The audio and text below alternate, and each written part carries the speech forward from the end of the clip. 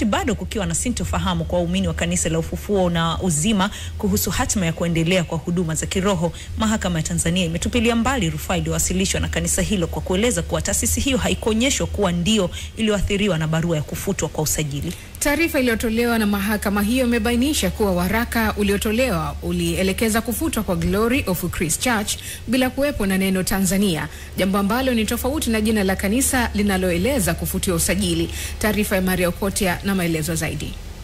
Kanisa la Ufufuo na Uzima linaloongozwa na Askofu Josephat Gwajima bado lipo katikati ya mvutano wa kisheria na kiutawala unaozua maswali mazito. Ni nani hasa alifungia kanisa hilo, na je, uamuzi huo ulifuata taratibu za kisheria? Na zaidi ya yote, je, dini inaweza kubanwa kwa misingi ya siasa? Sakata hili lilianza kurindima kwa nguvu kufuatia msimamo wa hadharani aliotangaza Askofu Gwajima mnamo tarehe 1 Juni ya mwaka huu 2025, akieleza dhamira yake kukemea na kupambana na vitendo vya utekaji na kupotea kwa Watanzania. Na mtiririko wa watu kutekwa na kupotea, na hili jambo linahuzunisha sana, kwa kuwa sisi tunajulikana kama nchi ya amani, nchi nzuri, na kweli ni nchi nzuri na watu wake ni wazuri. Tarehe 2 ya mwezi wa 6 ikasambaa mitandaoni barua inayodaiwa kutoka kwa msajili wa jumuiya za kiraia ikieleza kufutwa kwa taasisi inayoitwa Glory of Christ Church, na siku chache baadaye ibada zikazuiliwa huku polisi wakizingira baadhi ya makanisa yanayohusishwa na taasisi hiyo. Kwa hiyo sisi jukumu letu ni kuona kwamba tunaitekeleza ile sheria na kusimamia kuona kwamba kilichoelekezwa sasa cha kisheria basi kinatekelezeka, na kutekelezeka kwake ni kutoendelea kufanya zile shughuli zilizokuwa zikifanyika, na kama akitaka ziendelee kufanyika au wahusika waendelee kufanyika, basi wafuate utaratibu wa kisheria, ikiwa ni pamoja na kukata rufaa kwenye mamlaka za kisheria zilizowekwa, na kama wakiruhusiwa, basi sisi pia tutakuwa katika mtizamo ule ule wa kisheria wa kuona kwamba sheria. Msajili wa jumuiya za kiraia Emmanuel Kihampa alithibitisha waraka huu kwa kufuta usajili uliotolewa kutokana na kile kilichoelezwa kuwa ni mahubiri yenye mwelekeo wa kisiasa yanayoweza kuchochea chuki dhidi ya serikali. Hata hivyo, maelezo hayo yalizua utata zaidi, hasa kutokana na sintofahamu kuhusu jina kamili la taasisi iliyoathiriwa. Zungumza bungeni, haitakiwa naye akamjibu bungeni. Usitumie madhabahu. Waislamu wakitumia madhabahu zao kusemana, na sisi tutumie madhabahu zetu kusemana, nchi itakuwa salama kweli?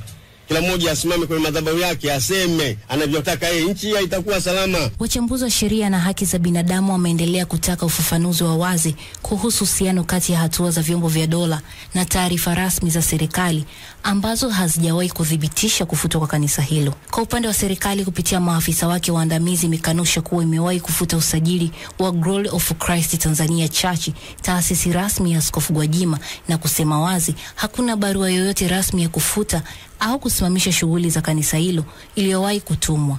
Katika juhudi za kutafuta ulinzi wa kisheria, Glory of Christ Tanzania Church iliwasilisha shauri mahakamani kupinga hatua ya vyombo vya dola kuzuiwa kuendesha ibada. Pingamizi hilo lilitupiliwa mbali na mahakama kwa msingi kuwa taasisi hiyo haikuonyeshwa kuwa ndio iliyoathiriwa na barua ya kufuta usajili, kwani waraka huo ulielekeza kufutwa kwa Glory of Christ Church jina lisilo na neno Tanzania. Tofauti hiyo majina imezua sintofahamu zaidi, ikiwemo maswali kuhusu uhalali wa kisheria wa hatua zilizochukuliwa dhidi ya kanisa ambalo halikutajwa moja kwa moja katika barua ya msajili. Kesi hii inaacha maswali kuhusu nafasi ya dini katika jamii ya kidemokrasia. Je, viongozi wa dini wana nafasi gani ya kuzungumzia masuala ya kijamii na kisiasa bila kuzuiwa, au mamlaka za dola zinaweza kuingilia imani kwa misingi ya usalama na sheria? Kwa waumini wa Glory of Christ Tanzania Church, hili si swala la jina tu, bali ni swala la msingi huru wa kuabudu unalindwa vipi katika mazingira yenye siasa zenye mvuto. Maria Okotia, Castro Kikeke, Crown Media. Shukrani sana Maria Okotia kwa taarifa hiyo, na hapa studioni tunaungana na wakili na daktari wa sheria Alois Rugazia, tukiangazia nafasi ya taasisi za kidini na kuabudu kwa mujibu wa katiba ya Tanzania. Alois, karibu sana. Nashukuru sana. Baada ya simu nyingi sana hatimaye leo amefika. Ndio, nashukuru sana. Tumefurahi sana kukuona hapa kasrini ni mara yako ya kwanza kuja kabisa studio, si? Ni mara ya pili. Basi ni mara ya kwanza tukiwepo sisi. Tunazungumza na wakili na daktari wa sheria Alois Rugazia, tukiangazia nafasi ya taasisi za dini na kuabudu kwa mujibu wa katiba ya Tanzania. Swali langu la kwanza kwako Alois ilikuwa, kwa mujibu wa katiba ya Tanzania, nafasi ya taasisi za kidini na haki ya kuabudu ni ipi? Ndio, swali zuri. Tunafahamu kwamba moja kati ya haki ya msingi kwa Tanzania ni haki ya kuabudu. Tunafahamu kwamba kwenye katiba yetu hasa kuanzia ibara ya 12 mpaka ibara ya 29 inaainisha haki ambazo tunasema ni haki za msingi za binadamu, haki za asili za binadamu, tunasema fundamental and basic human rights. Hizo zimeainishwa kwenye katiba yetu kuanzia ibara ya 12 mpaka ibara ya 29. Sasa katika hizo ibara ya 19 inaainisha haki ya kuabudu, ikiwa ni pamoja na haki ya mtu kuwa na dhamiri, wanaita right to conscience, kuabudu kadri dhamiri yako inavyokutuma. Kwa hiyo bila ya kumung'unya maneno, kuabudu ni haki ambayo imetolewa kwenye katiba yetu, hasa katika ile ibara ya 19, haki ya kuabudu, the right to religion. Yes, na haki ya kuwa na imani. Kwa hiyo haina shaka yote kwamba katiba yetu sisi imeainisha haki hiyo. Ndio. Wanasema kukiwa na haki kuna wajibu pia. Kama kuna haki ya kuabudu kadiri dhamira yangu inavyonituma, wajibu wa hizi taasisi za kidini kwa mujibu wa katiba ni upi? Sasa obviously kuna wajibu. Wajibu mojawapo ni kwamba zile haki za ile haki ya kuabudu. Sababu tuelewe kwamba kunaweza kuwa na haki ya kuabudu bila taasisi za kidini. Hiyo inawezekana. Sababu kuna watu wengine ambao wanaabudu kutoka majumbani kwao, wengine wanaabudu chini ya miti kabisa. Lakini sasa mnapokuwa na imani sawa, maana yake mnatengeneza association. Na kimsingi ni muhimu kufahamu kwamba ukiangalia kwenye sheria zetu za Tanzania, hakuna na hili ni jambo ambalo watu wanaweza wakalimis, na mimi sizungumzi kuhusu context ya kisiasa, nazungumza kuhusu sheria. Hakuna mahala pote ndani ya sheria zetu ambapo makanisa au misikiti inasajiliwa. Okay? Kwa sababu uwezi ukasajili imani za watu. Hizo ni imani ziko natural. Yaani maana yake ni kwamba usajili usisajili, lakini watu watabaki na imani zao. Imani ziko ndani ya mioyo ya watu. Kwa hiyo kinachosajiliwa sio imani za watu. Hakuna mtu ambaye anaweza akasajili au asisajili imani za watu. Kinachosajiliwa ni mkusanyiko wa watu wenye imani sawa. Na maana kinachosajiliwa ni society. Okay? Kwa hiyo sisi kwenye sheria zetu za Tanzania, usajili uliopo sio usajili wa makanisa wala misikiti. Usajili uliopo ni usajili wa society, ambapo tunasema ni kama ni jumuiya.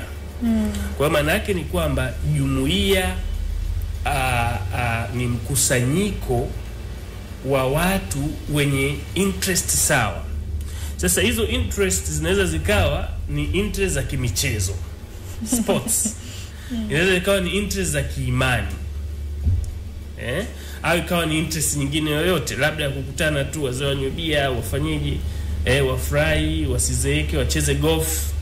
Hizo interest zinawakusanya, zinakuwa ni society. Kwa hiyo kinachosajiliwa pale ni society. Kwa maana hiyo sasa umeuliza wajibu. Kwa hiyo wajibu mojawapo ni kuhakikisha kwamba kama unataka kuendesha sasa kuwa na jengo ambalo linaendesha jumuiya ya kidini, ni kwamba moja kati ya wajibu ulionao ni kusajili. Huo ni wajibu mojawapo ulionao, lakini wajibu mwingine ni kuzitii na kuzifuata sheria zingine za nchi. Kuzitii na kuzifuata sheria zingine za nchi. Kwa maana hiyo, kwa kifupi, Alois, unatambia kwamba katika usajili wa hii mikusanyiko ya watu ambayo kwa namna yote, kimichezo, kiibada, kivyovyote vingine vile, hakuna sheria ambazo zinalinda ama kuongoza kwamba unapokuwa umesajili kitu chenye mkusanyiko wa watu unapaswa kufuata hatua 1, 2, 3 tofauti na sheria zetu za nchi. Hiyo ipo. Kwa hiyo ndio maana nikasema kwamba kilichopo pale ni kwamba hizi ni society. Kama nilivyosema, hivi vilabu vya mpira, vilabu vya aina yote vinasajiliwa kama society. Dini inasajiliwa kama society. So nachojaribu kusema ni kwamba na hiyo Society Act imetoa conditions ambazo inapaswa zifuatwe kwa ili jumuiya iweze kuendelea kuwepo. Kwa hiyo kwa maana hiyo kwamba kwenye hizi jumuiya zote kwa ujumla wake ni kwamba yako mambo ambayo yakifanywa yanaweza yakawa ni jinai. Lakini vile vile Alois, sogea kwenye mic yako mambo ambayo vile vile yakifanywa kwenye sheria ya Societies Act imeainisha mambo ambayo yakifanywa vile vile yanaweza yakampa mamlaka rais kuweza kuifunga society husika. Sasa whether hiyo society ni ya kidini au hiyo society ni ya kimichezo au kadhalika, lakini tuelewe vile vile kwamba kwa maana ile kwamba sisi tuna nchi yetu hii ni nchi ya utawala wa sheria. Kwa maana hiyo ni kwamba hayo mamlaka ya kuweza kufungia chombo ni lazima vile vile yafuate hiyo sheria. Tuachane na katiba. Hiyo sheria lazima yafuate sheria, na sheria hizo lazima ziwe kuna sheria za kimienendo, lakini vile vile kuna zile sheria ambazo tunaita substantive laws. Kwa hiyo substantive law in the circumstance tunazungumzia kwa mfano Societies Act, sheria za jumuiya ipo. Lakini vile vile kuna sheria za udhamini, nafikiri ni Trusteeship Act or something like that, Incorporation of Trust Act, something like that, ambayo ni sheria ambayo inaendesha namna ambavyo udhamini, yani trust ni kwamba ni kwamba unapoanzisha society tuna presuppose, tunachukulia kwamba kuna watu fulani ambao kuna uongozi fulani ambao unashika dhamana kwa ajili ya wale wengine. Ile ni trust. Kwa ile trust itasajiliwa chini ya sheria za udhamini. Alafu ukishasajili chini ya sheria za udhamini, wale wadhamini sasa watakuja kusajili society kwa niaba ya wengine. Katika mazingira yenye mvutano wa kisiasa, uhuru wa kuabudu unalindwa vipi? Uhuru wa kuabudu unalindwa kwa utashi. Unalindwa kwanza na sheria yenyewe, lakini unalindwa kwa utashi, na vile vile kwa kila mwanajamii kukumbuka ile spirit, roho ya katiba yetu. Ni muhimu kufahamu kwamba kama nilivyotangulia kusema awali kwamba haki zote ambazo zimeainishwa toka kwenye ibara ya 12 mpaka ya 29, ukiziangalia kwanza ni universal by nature. Ziko dunia nzima. Zile haki ikiwa ni pamoja na kuabudu, haihitaji mtu yoyote kukupa kibali ya kuzi exercise. Ni natural tu. Hata ukiwa chumbani kwako unaweza kufanya ibada. Ukiangalia hizo haki zote, haki ya kuishi hauhitaji mtu akupe permission ili uweze kuishi. Naturally tu utajikuta kwamba unaishi. Hauhitaji mtu akupe ruhusa ili uweze kuzungumza. Mpanua mdomo tunaweza kuzungumza. Lakini hizi haki zote sasa zina ukomo ambao umewekwa kisheria. Kwa kitu muhimu umeuliza kwamba namna gani zinalindwa, sheria imeregulate, imeelezea kwamba wakati gani, ni kwa kipimo gani ambavyo hiyo haki inaweza ikathibitiwa. Kwa mfano ukiangalia, labda nisome sheria yenyewe, kuna section moja ambayo ili catch attention yangu, nafikiri ni section 8. Angalia section kifungu cha 8 cha sheria za jumuiya. Unaona, president may declare a society unlawful. Rais anaweza declare society yoyote iliyosajiliwa, ni ya kimpira hiyo, anaweza declare unlawful. Lakini sasa imeweka vigezo. Kwa mfano wamesema hapa is being, kama itakuwa inatumika for the purpose prejudicial or incompatible with the maintenance of peace. Kwa hiyo kama jumuiya hiyo itakuwa inatumiwa katika kuleta hali ambayo inaweza kaondoa amani au hatari fulani kwenye jamii na kadhalika na kadhalika. Hiyo ni kifungu cha 8. Tunarudi kwako baada ya sekunde chache. Asante.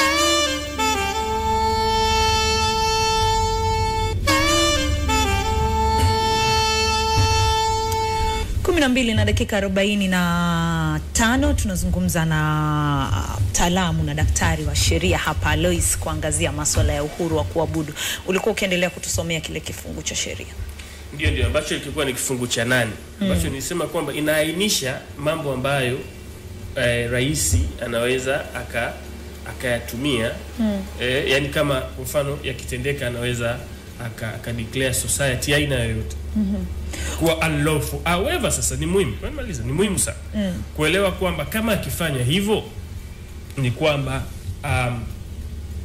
ile society iliyoathirika inayo haki ya kuchallenge. Sababu umeulizwa inalindwa vipi? Inayo haki ya kuchallenge maamuzi yale kwenye mahakama. Ile kwamba kuangaliwa zile sababu zinazotajwa, je, ni sababu ambazo ni za msingi au la. Kwa hiyo hivyo ndio inavyolindwa. Kwa hiyo ni muhimu kuwa na markers. Tuwe na markers wakati kwenye thought process tuwe na markers. Kwamba kwanza taasisi za kidini zinasajiliwa kama taasisi. Hiyo ni marker namba 1 chini ya sheria za Societies Act ambayo ni sheria za jumuiya. Lakini pili, maka ya pili muhimu ni kuelewa kwamba kuna, kama ulivyouliza, ziko obligations. Kuna wajibu ambapo huo wajibu usipofuatwa, tumeona chini ya kifungu cha 8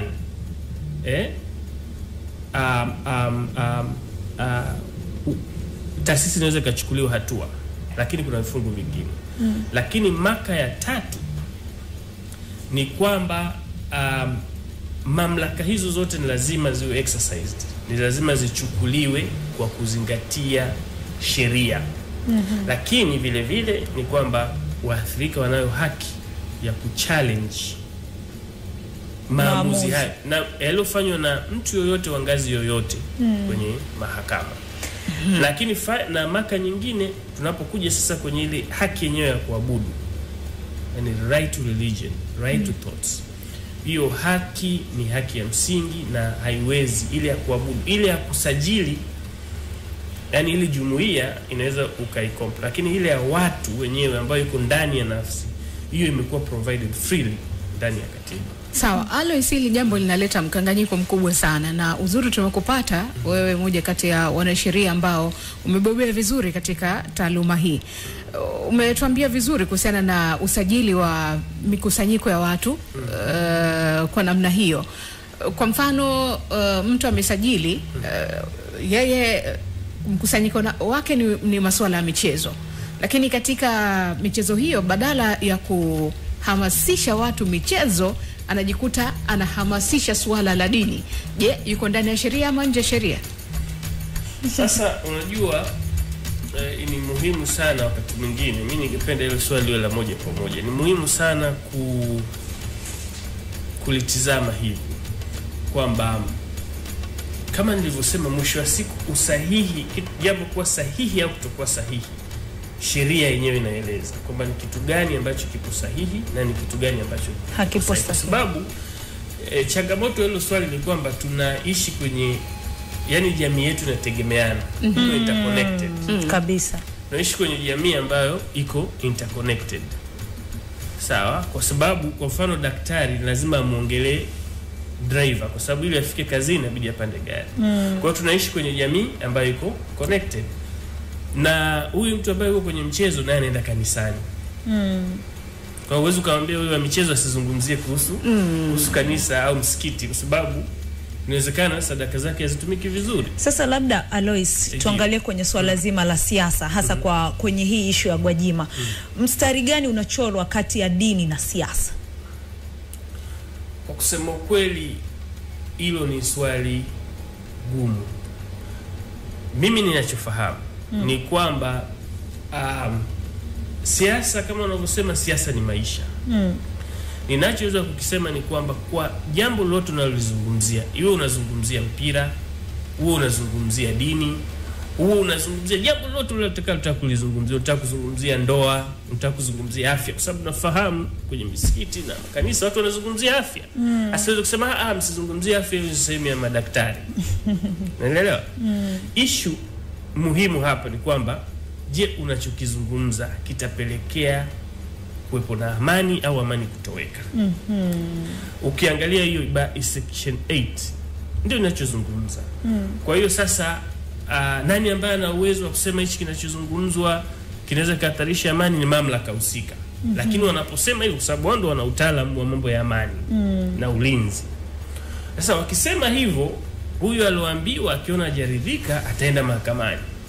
Mahakama sasa itatoa tafsiri whether hicho kilichozungumzwa kinagusa amani au hakigusi amani.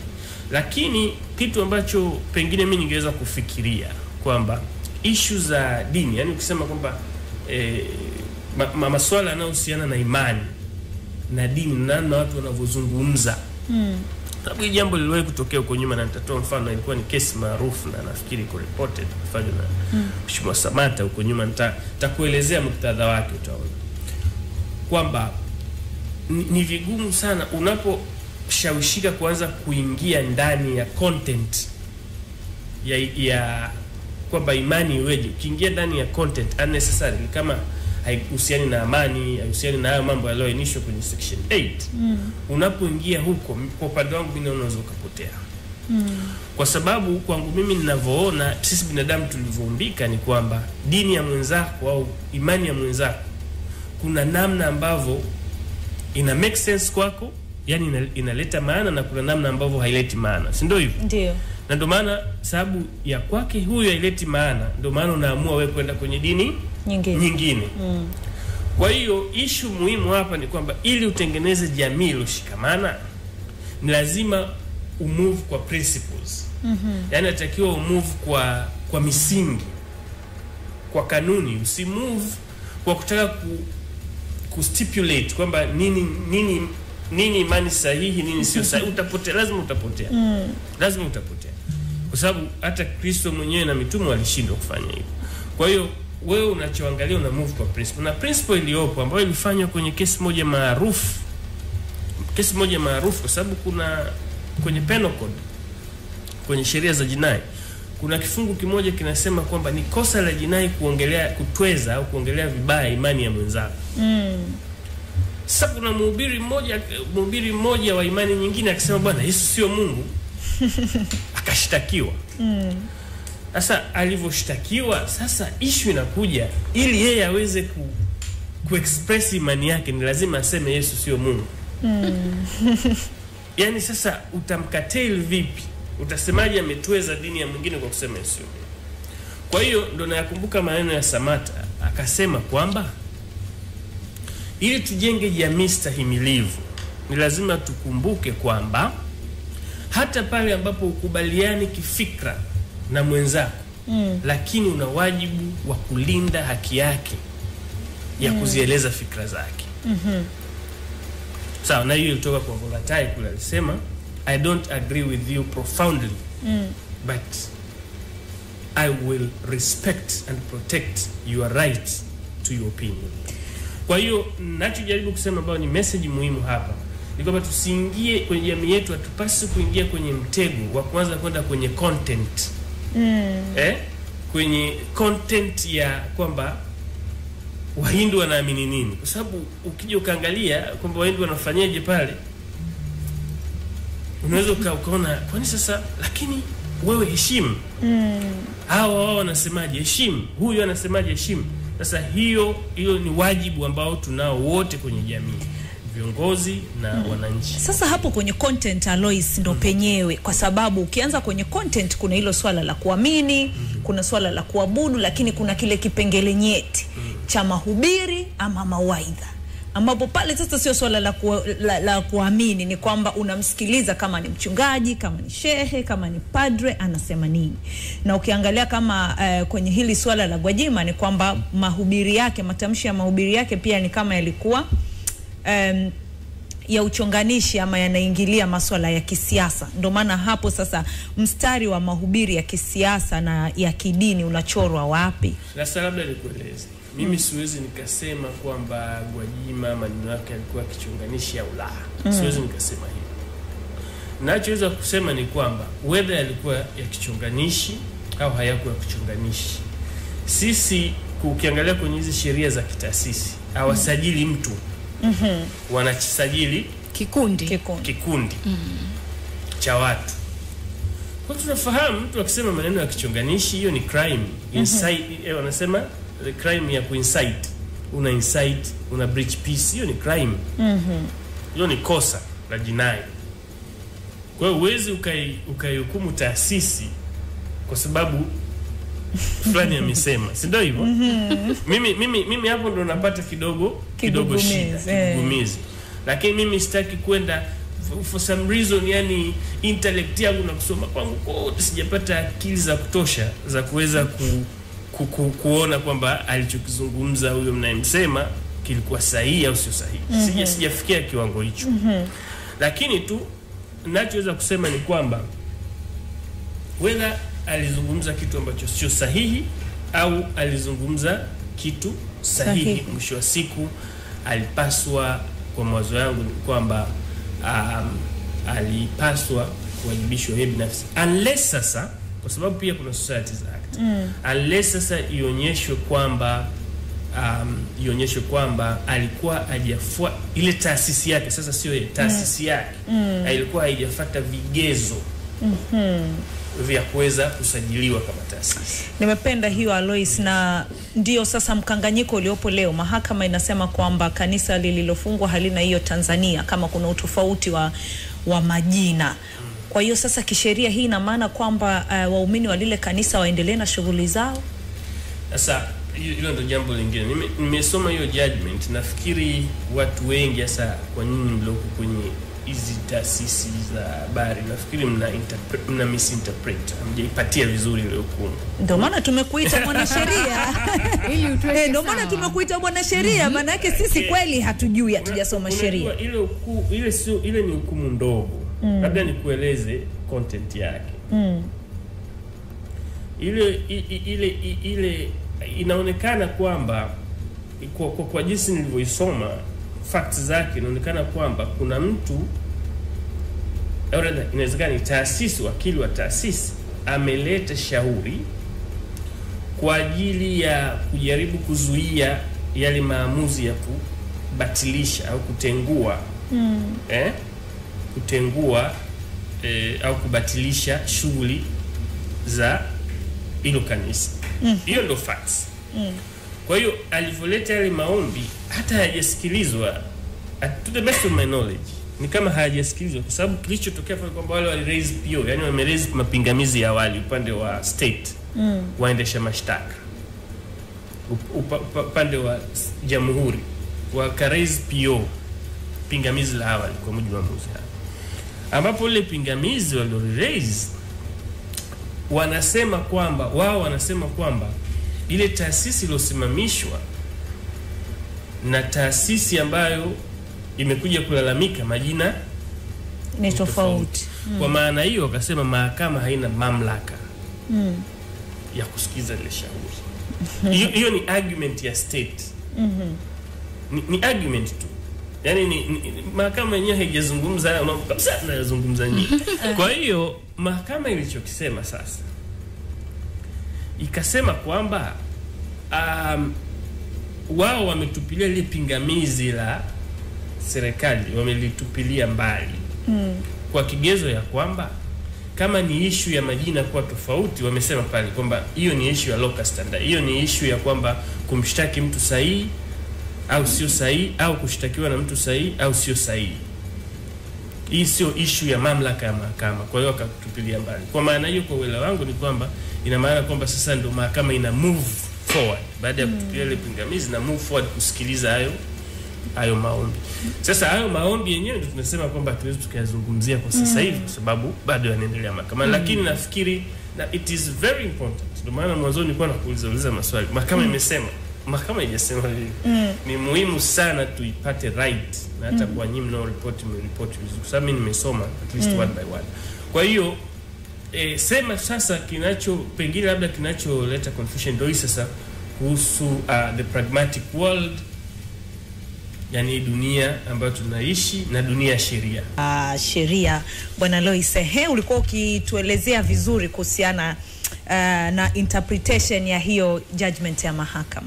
Ndio kama nilivyosema ni kwamba hivi judgment kwa Kiswahili ni nini wakili? Hukumu, lakini hii ni maamuzi madogo. Hayo ni maamuzi madogo. Okay. Ni maamuzi madogo. Kwa hiyo kama nilivyokuwa nasema ni kwamba tafsiri yake iliyoko ndo hivyo. Jambo lilokuwa linabisha. Sasa nikawa nazungumza kwamba nikawa nasema utofauti uliopo kati ya vitu vinavyofanyika kwenye sheria na kwenye majibizano ya sheria na vitu ambavyo vinafanyika kwenye ulimwengu wa kawaida wa siasa na ulimwengu wa kawaida. Kwamba ukiangalia arguments sasa wanazokuja nazo upande wa jamhuri kwenye ile state, nafikiri arguments ni muhimu kusema arguments. Sio mahakama. Arguments zao ndo nafikiri zimeleta hiyo sintofahamu kwamba kama unasema kwamba huyu ni tofauti, wakati inaweza kaleta mambo mengi ambayo mimi sidhani kama ndo topic yetu leo. Yes, kwamba okay, kwa mfano sasa kama ni taasisi tofauti lakini kule pamefungwa na watu wapo kule, sasa wale ni trespassers. Sasa ina maana kwamba unasema hawakuenda kwenye sehemu sahihi. Kwa hiyo hizi arguments za upande wa state, lakini sasa mwisho wa siku hizo arguments zenyewe hazikupata mimi naona kwamba mwisho wa siku hazikupata mibaraka ya mahakama. Lakini kama zingepata mibaraka ya mahakama, ingekuwa na counterintuitive effect, yani ingekuwa na matokeo kama hayo ambayo mlikuwa mkiadhania kwamba okay, kwa hiyo kumbe tunasema kwamba sio kule ni kwingine. Lakini nafikiri kama ilichokizungumza ni kwamba hii ni issue ya locus standi, sio issue ya jurisdiction. Kwa hiyo yani maana yake ni kwamba tunazungumzia issue ya whether anaishtaki ni right party, ni mtu sahihi ambaye alipaswa kushtaki au la, lakini sio issue ya. Kwa hiyo mahakama ilishia pale, at least kwa maamuzi hayo ambayo mlikuwa mkizungumza. Sasa sijafahamu kama kuna maamuzi mengine yalifuatia baada ya pale, lakini sidhani bado. Ndio. Kwa maana hiyo waumini inatakiwa waendelee kusubiri. Sasa siwezi nikalizungumzia hilo, lakini nafahamu kwamba wale walioenda mahakamani walienda mahakamani kwa sababu tayari waumini wao wanasubiri. Kwa maana hiyo ni kwamba na maana kwamba majibu sasa watayapata mahakamani huko. Na majibu bado hawana. Hilo lilozungumzwa ni mambo ya wanaisa ni mambo ya awali, preliminary issues. Kwa hiyo ilikuwa ni mambo ya awali. Lakini kama ambavyo nimesema, mimi ukiniuliza personal opinion, nilikuwa nafikiri kwamba connection ambayo mtu yuko na Mungu wake haipaswi kusubiri hata dakika moja. Lakini kwa yule sasa ambaye ni mlengo wa ambaye anaonekana kwamba ni shida, nilikuwa nafikiri kwamba huyo angepaswa kuwa identified yeye kama yeye, lakini isiguse wale wengine ambao wao wanajiainisha kwa Mungu kupitia hiyo imani ambayo wamejitengenezea. Hiyo imani yao lazima iko centered around tafsiri yao ya tofauti na kadhalika ndio imewaleta pamoja. Kama nilivyosema kwamba kama hawakufuata zile taratibu za kujisajili kama jumuiya, basi hiyo itakuwa iko ni swala ambalo sasa haliwezi likazuilika, kwamba kama hauna usajili sawa sawa, na maana kwamba hauna utambulisho.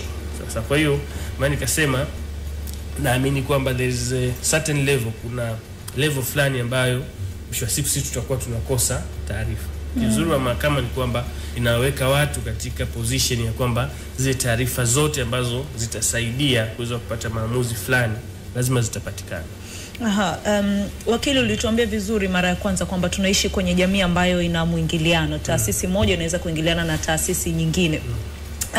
Kuna sheria yoyote hapa nchini kwetu, ama iwe labda hiyo ya usajili wa jumuiya na mataasisi na vitu vingine, ambayo labda inakataza muingiliano ama mahubiri kati ya kisiasa na dini? Kwa mfano ukiangalia kama sisi waandishi wa habari, unaambiwa kwamba hutakiwi kuwa affiliated labda na chama chochote cha kisiasa, manake kwa namna moja ama nyingine unaweza kukipendelea chama kingine, yani unatakiwa kuwa fair. Sasa kwenye swala zima la dini na siasa, sheria zetu zinasemaje? Sasa na mimi najua wewe ndio unani interview, lakini nitakuuliza, unajua changamoto tulionayo sasa hivi hapa ni kwamba, kwa mfano nafikiri tunajaribu sana kuzungumzia ili sakata la kanisa la Ufufuo na Uzima. Lakini mimi nafikiri tuliona wote ile public notice ya kulifungia ile kanisa. Sidhani kama walisema ni kwa sababu wamezungumza siasa. Kwa hiyo na sidhani kwamba kuna sheria, kwa kusoma kwangu kwenye sheria sijaona sehemu yote wamesema usizungumze siasa. Kama nilivyosema, nimesema kwamba kwenye sheria imesema kwamba haupaswi kufanya shughuli zozote zitakazovunja amani. Sababu siasa haivunji amani, siasa ni kitu kizuri. Siasa, lengo la siasa si kuvunja amani, ni kuimprove. Yani ni kufanya maisha ya watu yaweze kuja juu. Na tukirudi kwenye historia, imani ndio ilizaa siasa. Kwa sababu zamani tunajua tulikuwa na jamii za kipagani, baadaye through the Roman Empire wakachanganya. Siasa ilikuwa inafanywa na dini, ilikuwa inafanywa na from the Roman Empire inakuwa dictated. Lakini kwenye nchi zingine hizo wanaziita ni secular states. Tunazijua secular states. Wanafanya dini na wanaishi. Kwa hiyo siasa na dini ni kwamba ni just two different branches. Tunasema kwamba whether unafanya dini au siasa, kuna limits ambazo zimewekwa. Siwe inavunja amani, siwe inahatarisha usalama wa taifa na kadhalika na kadhalika. Section 8. Mimi nasema tusome kifungu cha 8 cha sheria za jumuiya. Lakini sasa na ni muhimu tuzingatie kwamba hakuna sehemu yote ni guesswork.